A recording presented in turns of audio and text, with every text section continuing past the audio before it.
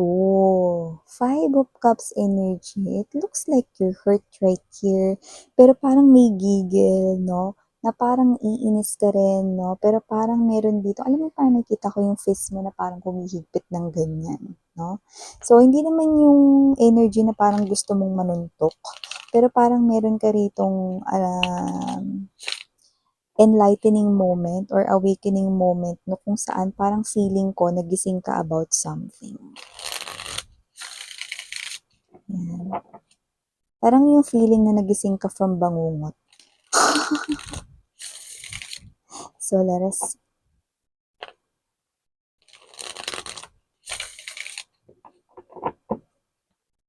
Tapos, ang sarap sa feeling, no, pag nagigising ka from a bangungot, 'di ba? Parang super refreshing, so parang ganun yung energy.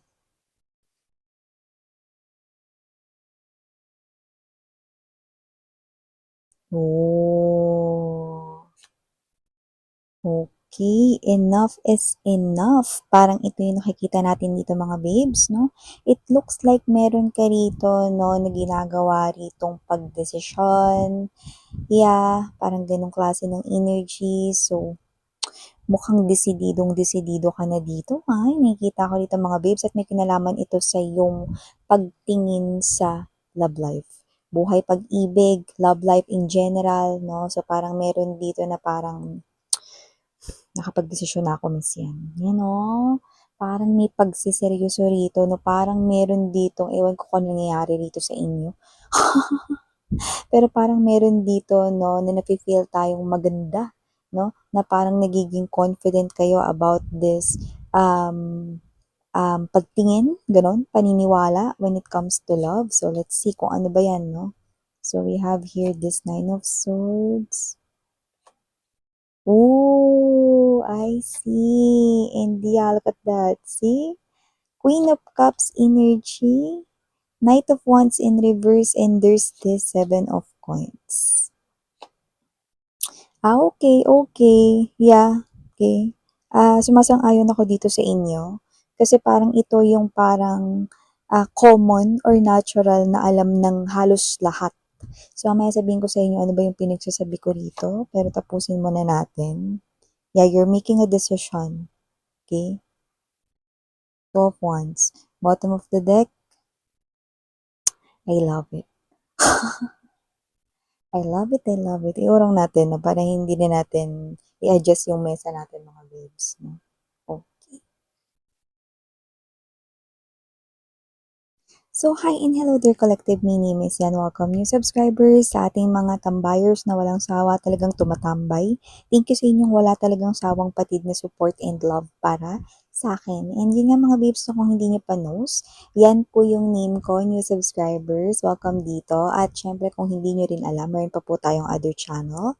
Link is down below sa ating description box. If interested, just click lamang yung link na yan para ma-redirect din kayo doon sa ating other channel kung saan nag-upload din tayo araw-araw ng collective readings for all signs. Yan, no? So, wala tayong gender dito, bae, lalaki, LGBT, lahat welcome. Okay? At hindi rin tayo dito nagiging judgmental. But this is very specific right here. I love it, no? Your mindset, kung ano tong iniisip ninyo. I love it, no? Parang you're coming from this place of sigurado ko dito, miss yan. Ito na talaga yung gagawin ko, miss yan. Ito na talaga yung pagtingin ko dito, miss yan, no? So, may ganong klase ng energy. So, okay ha, wala rin po tayong time period dito. So, pwedeng ito ay nangyari na sa inyo or nangyayari na ngayon sa iba. Sa iba ay mangyayari pa lang. Pero kung ano man ito, okay, nakita ko dito 10 of Wands energy, Two of Swords, yan, no? Ayoko na, tinatapos ko na to. Ano? Enough is enough. Yan, no? Kailangan ko nang basagin dito ang maling paniniwala. Yan, no? Maling paniniwala saan, miss yan? Maling paniniwala when it comes to love, no? Kagaya na sinabi ko sa inyo, no? Nakita ko dito mga babes, na kung sino man to mga energy na to, no? This is common right here with this Three of Coins energy, no? And the Six of Coins, salin-salin, no? Parang magmula sa pool, no, nung bata pa kayo, pwedeng naririnig-rinig niyo na 'to, ina-advice ito ng mga matatanda, no, sa mga nakababata, no. Puwedeng nung bata pa kayo in-advice 'to ng parents ninyo or ng mga, alam niyo na, no, ng inyong mga kaibigan, mga kakwentuhan, kakilala, no. Ano ba yun, Miss, yan, no? That when it comes to love, no, kagaya daw ng kanta, no, ni Mr. Andrew E., humanap ka ng pangit dahil sa kanya mo raw matatagpuan ang pag-ibig na tunay. Hindi tayo nagiging judgmental dito, but we're pertaining to looks right here, no? So, parang sinasabi ng iba na, "Besh, yung wala na lang kasing itsura yung hanapin mo or yung entertainin mo, yung bigyan mo ng chance. Hindi ka luluha kapagka walang itsura yung pinili mo or parang 'pag hindi siya gwapo, hindi siya maganda, hindi ka rin masasaktan kasi wala ring ibang magkakagusto sa kanya, eh." So, may mga gano'n kayong nakakausap na mga friends, kakilala, 'no, or even yung mga advices ng ibang tao sa inyo, puwedeng mga katrabaho ninyo, kaklase ninyo dati, na mga kaibigan ninyo ngayon na parang, "Tingin ko tama na, 'yan 'no, kailangan talaga maghanap ka na lang ng pangit at yun ang ibigin mong tunay dahil sila yung mga hindi ka lolokohin," 'no. Pero, yun nga ba talaga yun? Okey. So, nakinig ka sa salin dito 'no, yun kasi yung paniniwala mga babes 'no, ng halos lahat ng tao sa earth 'no, lalo na sa Pilipinas 'no, more likely 'no, via survey, yan at yan yung parang naisalin 'no, na information sa halos lahat ng nilalang 'no. Pero gaano nga ba yun katotoo? Dito mga babes 'no, mukhang triny mo yun. Kasi mukhang dito, okey triny mo na pumasok sa isang relationship with someone na normal lang, average lang yung itsura niya 'no, at yung iba sa inyo possible na may mga nanligaw sa inyo yung as in, hindi talaga kagwapuhan, hindi talaga kagandahan 'no. Uulitin ko lang, hindi tayo nagiging judgmental dito pero ito kasi yung tinutumbok ng reading ninyo, ayan 'no. So kung sino man 'tong mga energies na 'to mga babes 'no, this is you na parang kahit hindi na ako yung unang magkagusto Miss yan, pero gusto naman niya ako, eh, yan 'no. Kahit wala siyang itsura parang feel ko naman totoo siya sa'kin, sige bibigyan ko siya ng chance, binigyan ko ng chance Miss yan, yan 'no. So parang kayo 'to 'no, na parang kahit hindi niyo masyadong bet, 'di ba may mga gano'n? May mga type-type din kasi yung kada tao. So may mga type rin kayo sa physical appearance, may mga type rin kayo sa mga pag-uugali, behaviors 'no, sa mga actions, sa mga words 'no. So parang kayo ito na parang, "Sige nga, gawin ko nga yung sinasabi nila na 'pag nagmahal ako ng pangit or 'pag nagmahal ako ng walang itsura, iibigin akong tunay." Eh, hindi gano'n yung nangyari. Alam mo kung ba't inuulit-ulit ko yung salitang pangit? Kasi mga babes 'no, 'pag pangit yung isang tao, tapos nanloko pa siya, so ang tawag sa kanya, 'di ba, pangit. 'Di ba? Pangit siya in short 'no? So, talagang gano'n yung lalabas dito 'no, kahit yung may itsura tapos manloloko, pangit pa rin, 'di ba? Pero dito kasi mga babes 'no, trinainin niyo yung advices rito ng mga tao sa paligid ninyo, friends, family, kamag-anak 'no, try niyo raw magmahal ng walang itsura 'no, kahit hindi niyo masyadong gusto malay mo naman ma-fall ka rin kasi mabait naman siya, ganyan 'no. So, na-fall ka sa kanya 'no, pero yun nga mga babes 'no, hindi ikaw yung unang nagkakagusto. Kasi aminin na natin mga babes 'no, alam ko hindi lahat tumitingin sa panlabas na itsura, pero yun kasi yung parang unang nagpapatibok ng ating puso 'di ba 'pag may gwapo parang malalaglag yung puso ko. Aminin natin, looks ang unang nakikita ng mata 'no. So sa stranger 'pag tumingin ka 'no, yung itsura niya agad yung una mong makikita mo ba agad yung ugali? Hindi pa, 'di ba? 'Pag nakilala mo pa siya.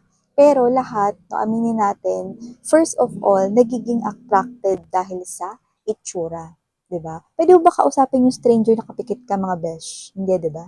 So Dito nakikita natin 'no, yung mga gusto ninyo ng mga artista, 'di ba? Mga celebrity, mga idols, 'di ba? Hindi niyo naman sila kilala in person, 'di ba? Hindi niyo pa napanood kunwari ganito yung mga interviews nila 'no, or yung mga variety shows na sinasalihan nila 'no, or yung mga parang mga shows kung saan puwedeng lumabas yung tunay nilang ugali 'no. Pero una mo silang nakita saan?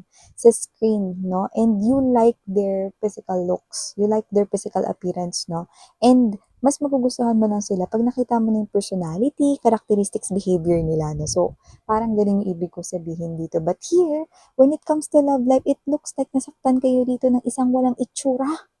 'Yan, oh. So, hindi ko alam kung ano nangyari rito, kung may pustahan ba ditong nangyari or meron ditong third party, puwedeng ng two-time pa yon yung kung sino man yung walang itsura na yon 'no. So, puwedeng ito ay dahil sa pustahan 'no. Dahil nakita ko dito may mga itsura kayo mga mahal, eh, okey? It's either malakas din yung charm ninyo at maa-appeal din kayo. So, possible rin talaga na parang nag-took advantage itong walang itsura na 'to sa inyo 'no. So, nakita ko dito na napasagot niya kayo. Yung iba puwedeng, dalawang beses ito nangyari 'no, na parang, hindi kayo yung unang nagkagusto pero binigyan niyo sila ng chance. So, either alam mo yun, yung mga exes mo 'no, ay wala sila talagang mga itsura 'no, like hindi talaga sila matawag na gwapo or maganda talaga 'no, physically 'no. Pero yun nga 'no, pinakitaan ka nila ng mga actions, words 'no, na sweet sila ganito, ganyan 'no, and then yun 'no, dumating sa point rito 'no, na kahit pala walang itsura, puwede palang manloko, 'yan. So, parang dito mga babes 'no, nakapagdesisyon na ako kung ano yung gusto kong piliin, dun ako. Kung sino yung gusto kong piliin, dun ako. Mas uunahin ko na ngayon kung ano yung gusto ko at hindi yung gusto ng iba. Dahil hindi talaga totoo yun mga babes 'no, yung truth na yon na sinasabi ng iba 'pag nagmahal ka ng pangit, sigurado iibigin ka niyang tunay. Ang dami kong kilala walang itsura pero manloloko.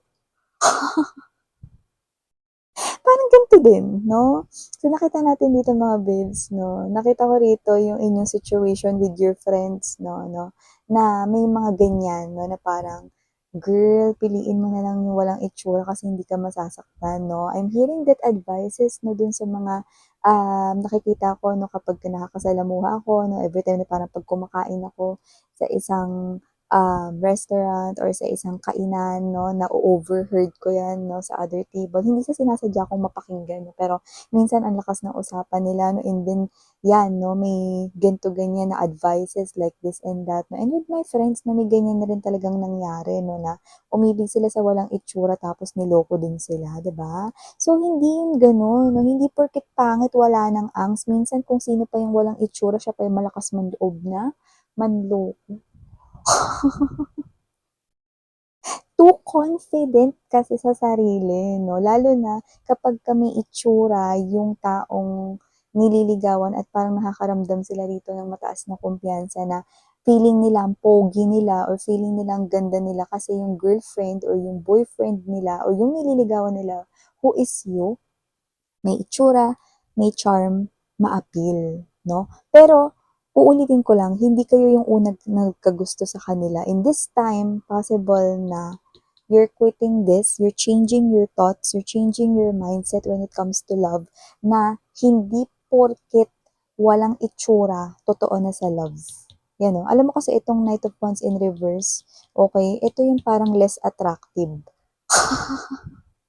sa physical looks, 'no? So, kung sino man 'yan 'no, parang kayo ito mga babes 'no, na hindi na gano'n yung magiging pamantayan ko. Kailangan ko ng mag-stand on my own understanding when it comes to love 'no, which is true. Hindi naman talaga totoo 'yun 'no, and kung sino man 'tong mga energies na 'to 'no, hindi ko naman sinasabi rito na sinasabi ninyo na magmamahal na kayo ng may itsura, pogi, gwapo rito 'no. Pero this is you, dun na ako sa pipiliin ko kung ano yung gusto ko, kung sino yung gusto ko, hindi yung kung sino yung nagkagusto sa'kin ta's iintayin ko na lang na ma-fall ako. Very good, 'no? Importante yung una mong mafe-feel, importante yung sarili mong emosyon, importante yung sarili mong naiisip, 'no? Ayaw mo ba yung feeling na kinikilig ka? 'Di ba? Dun pa lang sa ligawan stage, alam mo ba yung feeling na kinikilig ka, siyempre lahat gustong maramdaman yun, ma-feel yun 'no, pero dito wala kang naramdaman na gano'n 'no, kasi hindi naman ikaw yung unang nagkagusto 'no, you just want someone to be faithful with you, Hierophant energy, someone right here 'no, na parang alam mo yun 'no, okey lang, mahal naman ako niyan, eh, okey lang hindi ako lolokohin niyan kasi may ganito, ganyan naman siyang feelings for me 'no. Pero yun nga 'no, kung sino pa rito walang itsura siya pang manloloko.